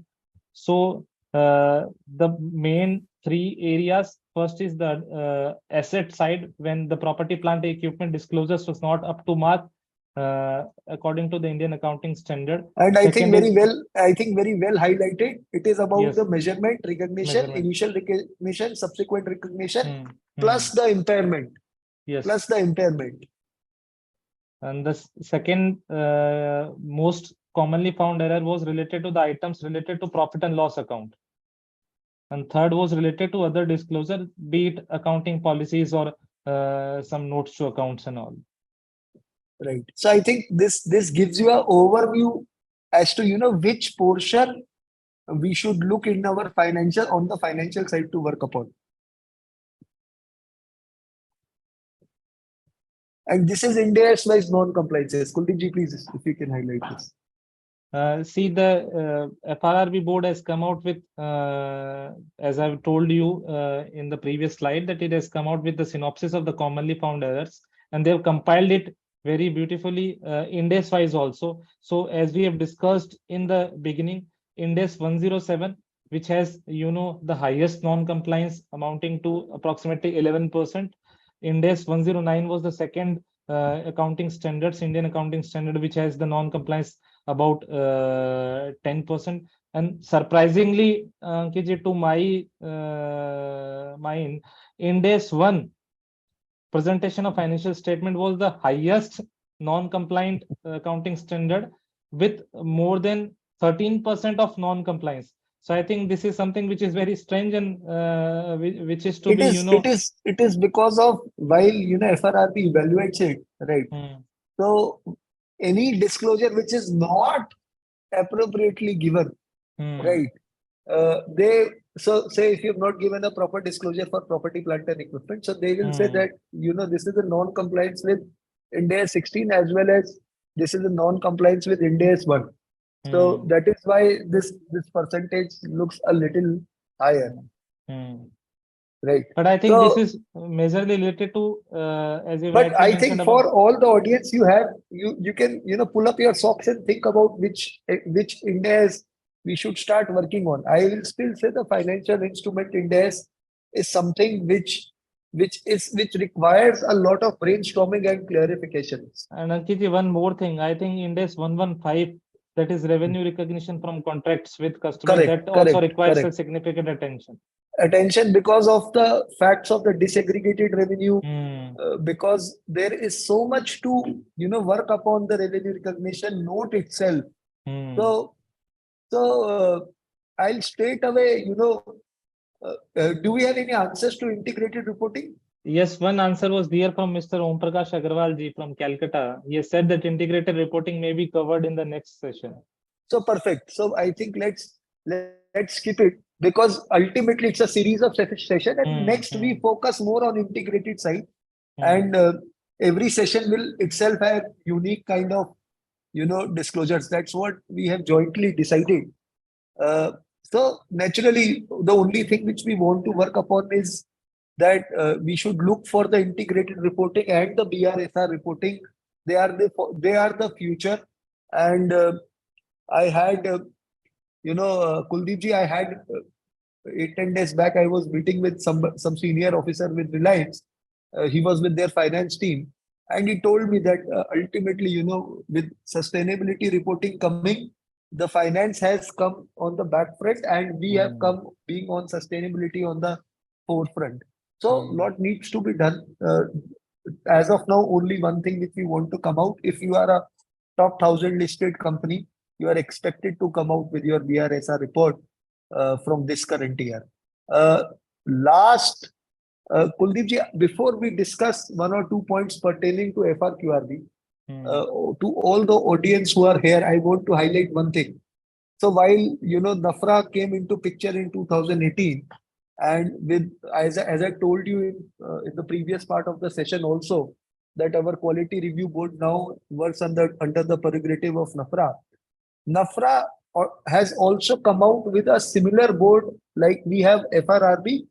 They have FRQRB, Financial Reporting and Quality Review Board. My concern here is that both boards have been constantly highlighting. Our FRRB is an old board working since 2002, able to highlight various issues and able to sensitize member. So the objective is more to sensitize member and not to create disciplinary troubles for them.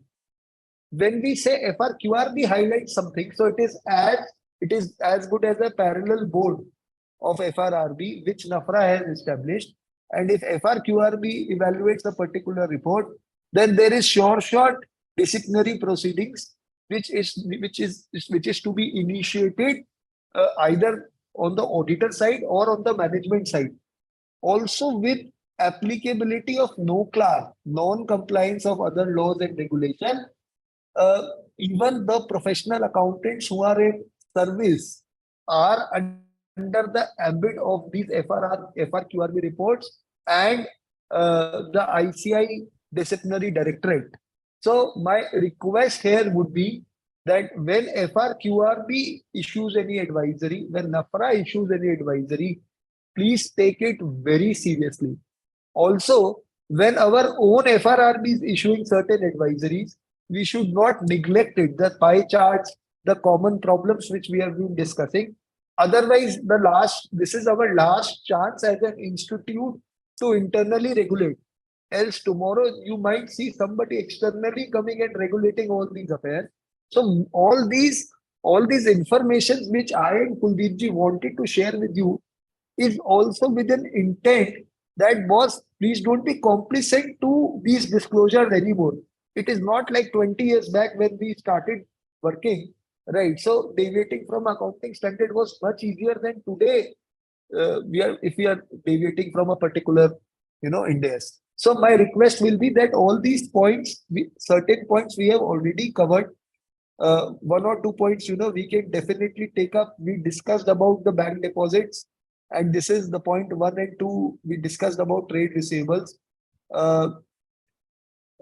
Then we discussed about the loans to related parties. See, first FRRB gave an advice, then Then FRQRB hmm. gave an advice. Also, with regard to India's 115, which is revenue recognition, right? Where the standard is requires an entity to disclose their significant payment terms. As Kuldeep ji was rightly talking about, India's 115. One mistake is that people are not able to disclose their significant payment terms, or they are not able to appropriately disclose their disaggregated revenue. When we say disaggregated revenue, it has to be done based on the geography, it has to be done based on the nature of the customer. So all these things also needs to be taken care, right? The point of disaggregated revenue has also come up, right? With lease, Kuldeep ji, you already put up a point. I just want to come on one very simple point, basic point. Please disclose companies' activities as lessor and companies' activities as lessee. Please disclose the nature of the lease. While you are a lessor, it is a operating lease or a financial lease, and while you are a lessee, it is a short-term lease or a long-term lease. Please make that disclosure. Also, the right to use. Also, disclose appropriately to the extent it is applicable to your company. Lot of companies disclose everything. You know how do they calculate their right to use? How do they calculate the discounted cash flow rates? Not required. Not required. You have to just disclose to the extent the borrowing rates to be also, how they are calculated. So make sure that whatever is applicable, uh, disclose it as a part of your significant notes to accounts and estimates, right? Uh, then important thing, Kuldeep ji, I think you would want to cover this point. The Which company one? has not disclosed whether its owners or others have the power to amend financial statements. So basically, this was a error which the FRQRB has found in one company's financial statement, and this particular error I can correlate with the policy of events occurring after the balance sheet also. So it was related to a particular point that whether the owners or the directors of the company was having the powers to amend the financial statement after the same has been issued or signed as required as per Ind AS 10, and no such disclosure was given in compliance with Ind AS 10. Along with this, I would like to mention one more commonly found error which we have seen while working or going through hundreds of the reports of the financial statement, that there is a lack of disclosure when it comes about the accounting policy related to events occurring the after balance sheet date. So this is one common problem that we have seen. The next point, I think, it is related to Ind AS 19, which is employee benefit. Right. So people do not, company lacks clarity of the benefit of the pension plans, whether it is a defined contribution pension plan or not. So, you can go through these advisories and the FRQRB advisories. All I can say that before we conclude this entire topic, this entire concept of excellence in financial reporting appears very good to us. Look at the quantum of nominations as PRB, as research committee chairman was, honorable chairman was briefing us about 262 nominations coming. I and Kuldeep ji are following this award since at least last 10, 12, 15 years. And we have seen this journey from 15, 20 companies participating to 260, and this time expect at least 400, 450 companies participating sector wise. It's a very fair award which happens. Why I'm putting this? I think after this session, let's try that, leaving the normal practices. Let's come on same forum and get ourselves evaluated. Self-claiming that we do excellent reporting practices will not help. Why not, any regulator itself recognizing the efforts which their corporate reporting teams and auditors are doing. So it's a very fair process. My request will be to get them evaluated. Also, I want to come out with one point before I hand it over to Kuldeep ji, that a lot has been talked about we as professionals, whether in industry, whether in practice. ultimately, if something needs to be demonstrated, it has to be demonstrated through the output which we are delivering. Yeah, our output, if we are in assurance function, if we are in corporate reporting team, if we are on the auditor side, is these financial reports, it's these financial reporting frameworks. I think it is high time that we sensitize ourselves and acquire that kind of information which is relevant to prepare these financial statements. In majority of the cases, I and Kuldeep ji found there was a lack of intent and lack of awareness to take it to an excellent level. I think let's join hands together today and try that we elevate the financial reporting practices of our company, and eventually all the companies who are a part of our economy. And globally, all these practices which we discuss today are the global practices also. They are in compliance with the IFRS also. So this makes you eligible to even stand out globally, participate in the global forums, and come out with excellent financial reports. My request here is let's do it together. Wherever you feel you need any help of I or Kuldeep ji, please feel free to contact us. Please feel free to connect us on LinkedIn, whatever forum, social media forums. We are happy to assist you to the extent possible in this next 15-20 days of journey. Whatever queries you will post to research committee, to us, we will try and address those queries. I would want to thank all the participants for patiently listening us. Integrated is something which is very close to my heart. I am coming next time, big time on integrated reporting. And over to you, Kuldeep ji. Thank you. Thank you so much. Very well said, Ankit ji. I think I would like to add one thing in this particular context. There is very thin line of difference between reporting at par and having an excellent financial reporting system, and it is up to us whether we gear up to have the disclosure at a level where we can say that we are indeed we are reporting excellence in financial reporting. Ankit, there are two questions which are left pending. So if the time permits, we can take those very two questions. Quickly. I have another meeting, Kuldeep ji. Very quickly, we can do that. I think Amit sir has also joined. Oh, right. Hi, Amit sir. Good afternoon. We were waiting for you to join, sir. Yeah, I was there in between, but camera was off. So we were saying the brainchild of this entire series of program is it's now my with chairman us. and vice chairman. I'm just implementer of this idea, and even I'm not executor. Neha and her team is executing. I'm just in between two. I'm a bridge between the idea generated by chairman and vice chairman and executors. Thank you, sir. Thank you.